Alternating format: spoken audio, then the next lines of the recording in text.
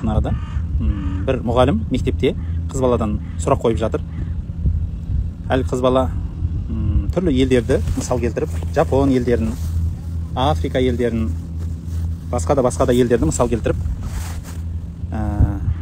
енді өркениет, даму, өсу туралы сөз қозғап жатыр. Қандай керемет нәрсе деп ойладым. Өсу, өну деген жақсы нәрсе ғой. Бірақ білесіз ба, оған діннің қатысы бар деп соны елге тарқату ол бөлек нәрсе. Бұл біріншіден сауатсыздық. Ол сауатсыздық екенін дәлелдеп бере аламын. Екіншіден көне дәуірлер ғой. Мысалы, сауатсыздық дейтініміз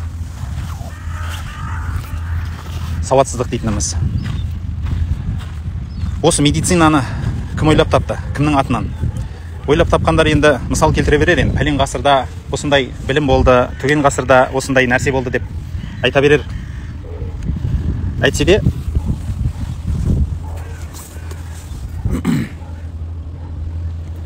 де медицина бабамыз Ибн Синаның атынан қойылған. Жер бетіндегі ең алғашқы әсем картаны ойлап тапқан адам Ибн Халдун деген кісі. Энциклопедияны жазудың әдісін ретін реттеген сол кісі. Хоразмиді айтыңыз, біздің бабамыз Әл-Фарабиді айтыңыз, ұзаққа кетпей ақ қойыңыз. Абайдың үйін көрдіңіз ба барып, Қарқаралыға? Барып, Абайдың үйін Қарқаралыға барып тамашаласаңыз, сол кездің өзінде өте керемет алдағы үлгіде болған үйлердің қатарында. Тағы да бір дүние, біздің кешегі өткен зиялыларымыз, мысалы Совет өкіметі, мынау жанымызда көрші орыс халқы солай деп түсінеді ғой, біздің қазақ қараңғы еді, мәдениетті қазаққа біз үйреттік, білім ғылымды біз алып келдік дейді ғой.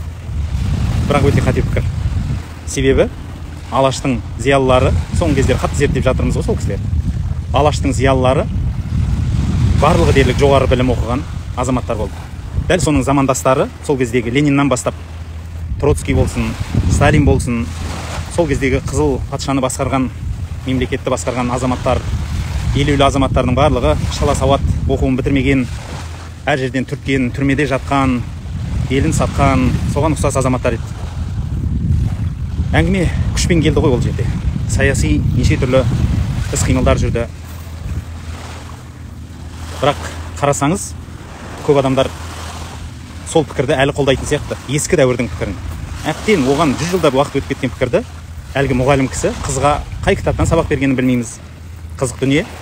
Сол кітапты кім жаздырғаны да қызық, сынауға болатын шығар деп ойлаймын, білім министрлігін.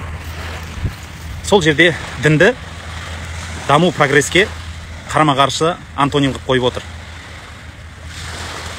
Расында да бұл білім министрлігіне сында болса керек болса. Себебі бір мұғалімге қарап жоғарының бәрін айту дұрыс емес деп ойлаймын. Бірақ жұрттар бір имамға, бір молдаға қарап бүкіл дінге баға беретіні бар ғой. Ой, мына молда арақ ішіп ана жерде аунап жатыр деп. Бірақ мен ондайдан Құдай сақтасын. Бірақ ана мұғалімнің сала сауатсыздығы сонша бір сынып баланы тәрбиелеп, оларға дұрыс емес білім беріп жатқандығына қынжыласын. Әлгі қыз бала сайрап айтып жатыр. Діні бар мемлекеттің бәрі дамымай қалды, діні жоқ мемлекеттер дамып кетті дейді. Қате пікір.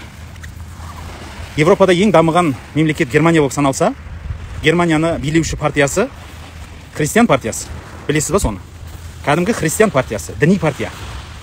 Бірақ сол Европаның ең дамушы елі. Европада ондай бірінші қатардағы елдер өте аз. Сол үшін айтатыным, сіздердің ойларыңызды да білгім келеді.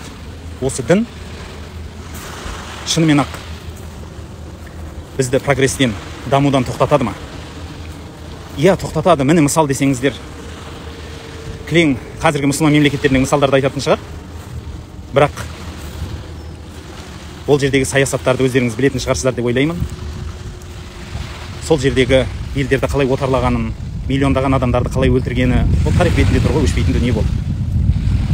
Сондықтан керемет бір кемелер, катерлер кетіп бара жатыр зуылдап. Сондықтан осы бір ой қозғап сіздермен бөліскім келді, құрметті ағайындар. Осы мұғалім деп ағартушы деген атқа қандай лайықты болып жүр екен ол кісі. Өзінің ата-баба дінін түсінбесе, өзінің алдыңғы дөңгелек дейміз бе, алаш зиялыларын қадірлемесе, солардың өмір баянын түсініп, осы өмірге қолдана алмаса, ол қандай мұғалім екен? Немесе кітап оған кінәлі ме екен?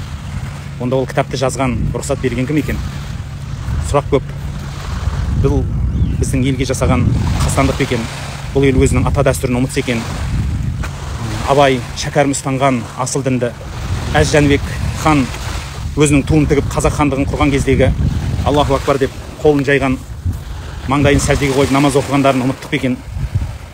Қандай бабаларымызды көрсек те Алланы дәріптеп, сол бір Алла деп